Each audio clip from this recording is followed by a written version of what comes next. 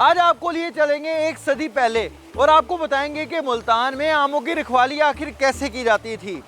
इसके लिए आपको माजी के झरोकों में जाना पड़ेगा, तो आइए हमारे साथ रहिए।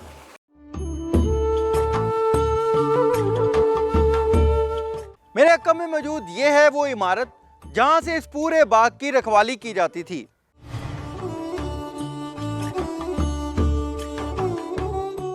इस इमारत के 4 कोने थे और हर कोने के ऊपर एक दरबान हर वक्त मौजूद रहता था जो कि इस बाग की रखवाली पर मामूर था।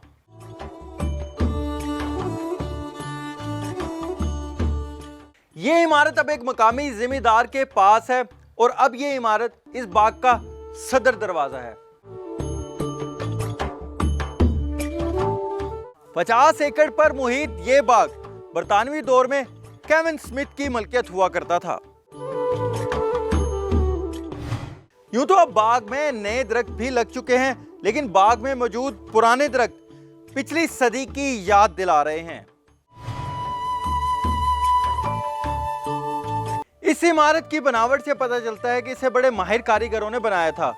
यही वजह कि एक सदी गुजर जाने के बाद भी इस इमारत के नकूश आज भी मौजूद हैं।